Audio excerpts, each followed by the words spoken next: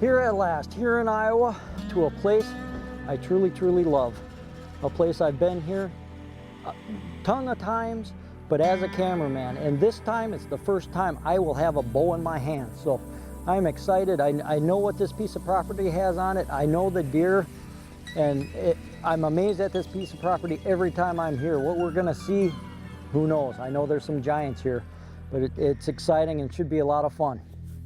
Like he said, Brad Alcock has been a long-time cameraman for this show, but he's also an extremely accomplished bow hunter in his own right. So on today's show, he'll be making his own attempt to take one of the monster bucks that Iowa is so well known for. But first, a couple of quick tips. As you can see, I have about every layer I own on. I have about 4 layers. With layering, with the cold, I want to practice with these layers on. I want to make sure my jacket isn't puffing out, that when I draw back, I can draw back comfortably. And I don't catch zippers, I don't catch jackets. So I zip everything up, bulk up to where I'm comfortable in the tree stand. And in this, see how fluffy this is? You can just see it. I want to make sure nothing catches. Because if things catch, arrow doesn't usually go where it should.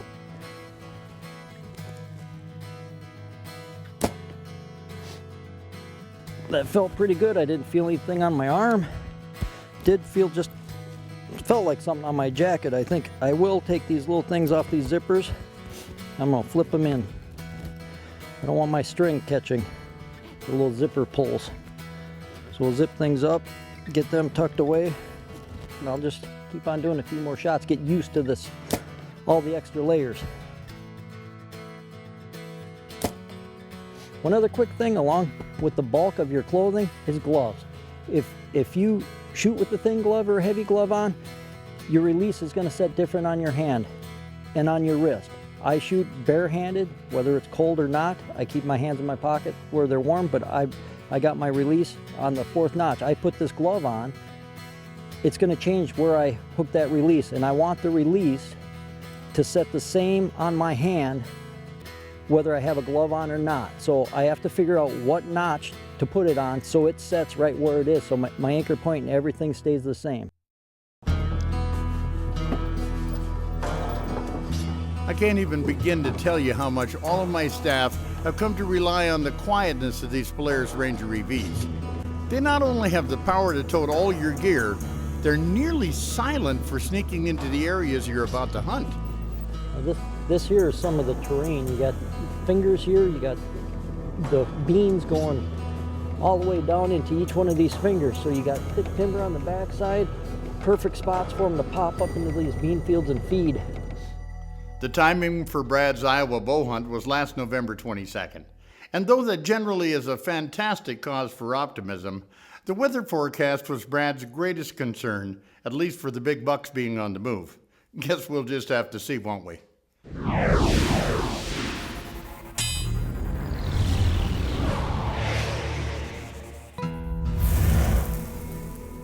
When I first got here to Iowa for this hunt, I looked at the weather forecast and it had everything from 50s to 30-mile-an-hour winds to plummeting temperatures, and now a little warmer and snow. So I had to be prepared for everything. So I'm good to go. The first day we were out, it was warmer, but blowing, misting rain, just miserable. So we crawled up in a big box blind and pretty much spent the day observing. Basically, we're surrounded. There are deer coming out all over the place. I saw a lot of deer. We saw a big giant 8 pop out, and he was so tall and heavy. Boy, that's a beautiful 8. Man, he is high. Towards the evening, we saw a full-on chase, a hot doe. There he goes, he's chasing right back on her. Bucks all over here, a huge tall 8 chasing, other smaller bucks in the chase, ripping up this thick stuff, trying to find her. We saw her pop out and then she scooted right back in. It's just incredible to see animals and nature doing what nature does. With the weather going from one extreme to the other, I had to be ready to adapt. It's just the ultimate cover for whitetails. The deer adapt to those same weather extremes, and every day of hunting was a different day. Well, this is it. This is the parking spot. On windy days, every lowland spot close to food is where they were. On the calm days, they were on top of the ridges. So each day, I had to make choices on what is that weather doing and how is it affecting the animals, and how can I adapt to what the animals are doing to be successful. We got quite a long walk. We got to sneak along a fence line, drop down into a creek bottom, follow the creek bottom, pop up the other side, and then go for about a 150-yard walk to a ground blind. But the reason I am doing that is we have a northwest wind, so I can get in there undetected. Picked a spot that could get out of the wind because of the extreme cold, so I picked a ground blind, and I picked a food plot way down towards the creek bottom in the lowland, where even though that wind was howling on the top of those ridges, it was nice and calm down there. Home sweet home for about three hours. We get snuck down into some lowland creek bottom where we have a natural funnel here. And hopefully the deer are down every place we went. The deer were in the lowland out of that 30-mile-an-hour wind. So we're gonna get set up here, get ready. So I like to set a few minutes. Let things calm down for my walk in. And then once I wait 20 minutes to a half hour, then it's that time of year. So I'm gonna grunt every 20 minutes and see if that can bring something out of that creek bottom towards us. This time of year, you carry a bleat, you carry a grunt, carry rattling antlers or rattling bag, because anything goes this time of year. At about 2:30, I decided I've let things settle down from getting in the blind. I'm going to give a couple grunts. I leaned out, I gave a couple grunts out the ground blind, sat back, and it wasn't 10 minutes later, the thick brush, I just saw tall tines. Right there, there's antlers in the brush. And all of a sudden, out popped this big buck. There he is, right by the rubs there. And he's looking right at the ground blind. I'm straight at the ground blind. I think he's about 60 yards. I put my rangefinder up. I had ranged a tree there. I knew it was 60 yards. I ranged him anywhere, kind of thinking, which way is he going to go? Which way is he going to go? And all of a sudden, he walked straight at the ground blind. He was walking right at us. I had to get in position, get my release on. And it's like, what's he going to do? Is he, right, left, or is he going to stick his head in the thing? But he turned to the right, started walking to the right of me. And I just had swung. Stopped him and let that arrow go. Yeah. Yes. Oh, I just grunted. And all of a sudden he come wandering up and walked right at us. I mean, right at us. My arrow's, I can see the nocturnal sticking in the ground. My heartbeat's going 100 miles an hour. To have that animal turn, to have that arrow, and have the things happen the way they did, I don't know what gets more exciting. What can get a guy more shook up, get your heart rate racing. And adapting to the weather pattern, adapting to the wind, watching what other animals are doing to pick my location, and then pick that location due to the wind. I just don't believe that just happened. Is all choices I had to make in order to have success. And when you pay attention to those details, you pay attention to what nature's doing, what the weather's doing, what animals are doing, you increase your odds of success. That's what I wanted to see. You shouldn't have gone too far.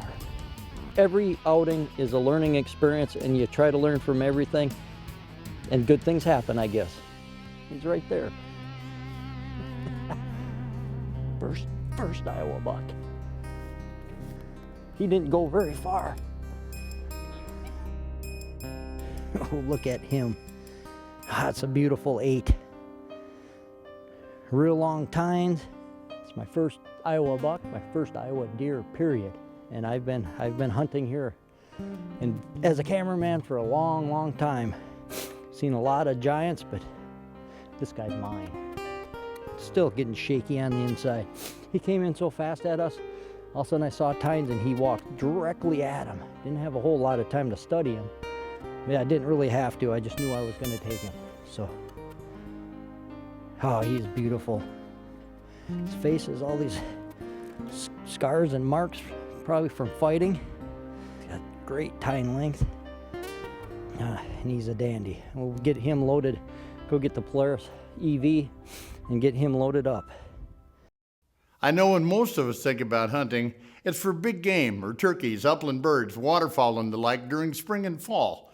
But more and more people are catching on to the joys of summertime mushroom hunting as a likewise fun excuse to step outside and enjoy nature. Isn't that right, Chris and Mike? Today I'm mushroom hunting with Mike on one of the Minnesota state forests, which is open to the public, and it's right on a trail. And we're gonna have a ton of fun. Absolutely. Is this just like a free-for-all? You just keep walking with your head down looking for mushrooms? Mushrooms the mushrooms we're after relate to different types of trees. They're called mycorrhizal mushrooms. So chanterelles, for instance, will relate to some of the pines in the area. In the south, those same chanterelles would relate to white oak, where here up north, there is no white oak. So they've sort of made this relationship with pine trees. Please teach me everything you can teach me today so I can continue doing this fun thing. You bet. All right. Now see, now, is this mushroom edible? This one is not edible. This is a genus called Russula. And we know that from the way the gills attach here and the color, this stem, or they call it a stipe, would break like a piece of chalk. It makes a very snapping sound to it. So this one is best known for its slang name, which is the sickener. Make you deadly sick. It isn't going to kill you. You just might wish you were dead. Some of the ways you can learn about mushrooms, of course, we all have this great resource called the internet around. So there's a plethora of information, but unfortunately, mushrooms have a lot of very intricate details that go into making a proper identification. So, you know, you can get so far, and on certain mushrooms that are the more easy to identify, you probably can do that. But from that point forward, you really kind of need to connect with somebody who can mentor you, or, you know, we offer classes, that sort of thing. This is really a good time of the year when most mushrooms are starting to debut, most of the kind of the mainstream of the mushroom season, which is really July through the end of October, and even into early November. And if you look there's some beautiful chicken of the woods. I have a lot of fun when people write me about this. That's all edible, and I tell them, absolutely not. Give me your address, let me come and remove it for you. When we're going down a new path like this, what I'm usually doing is I'm looking at maybe the first 10 yards off the path. Another interesting thing about mushrooms is they tend to like areas that have been disturbed. So whether that's human foot traffic or ATV trails or something along those lines, or a deer trail, anything like that, you'll often see certain types of mushrooms that grow right along that trail. All right, where is it? Where I'm going to have you find it. Oh yeah, look at that. Chanterelle. Tiny. Should you be bringing them out by the root like that, or does that matter? No, that's okay. I usually just kind of like you did. I usually push them over and then kind of snap off at the base. Because they also say not to take the root. Not really based in science. God, I've been living a lie. My whole life I've been living a lie. Usually a lot of regrowth occurs where you do that. Not going to harm things. Okay, I got mushrooms. You know, Confucius said, all things are beautiful, not everybody sees it. And this is a great example. This is called the old man of the woods. For fairly obvious reasons, it looks like a really old mushroom, even though this is a really young, fresh one. This is an entirely different type of mushroom called a bolete. And boletes don't have gills at all. They have pores that their spores drop through.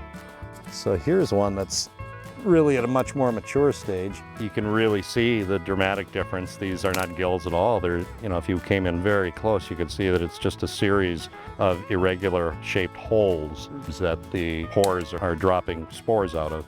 Well, that was a good find then. Yeah, 2 more edibles. What do we want to turn black though today? Well, pasta with squid ink is a favorite at some restaurants, so you can kind of make a play on it with these mushrooms.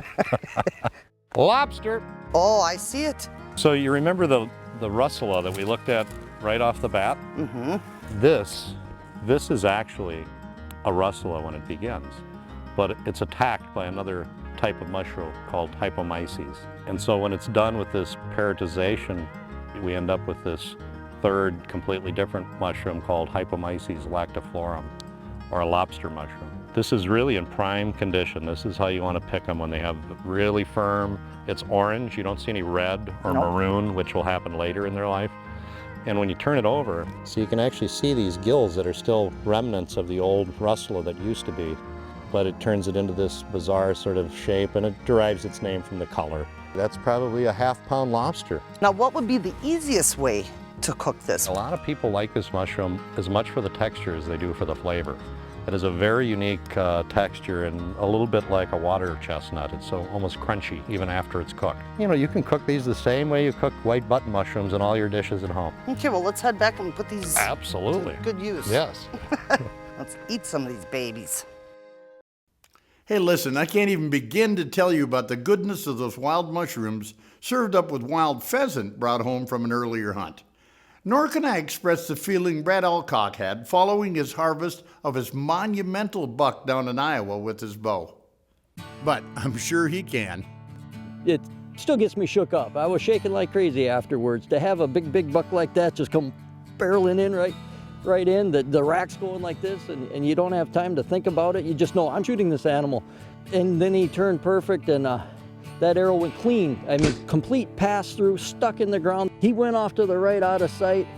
It was just all quiet instantly, and I was just, oh, my insides were just shaking. My heart rate was just sky high. I don't know what it was. It just, you go from calm still to all of a sudden, poof, deer in your face.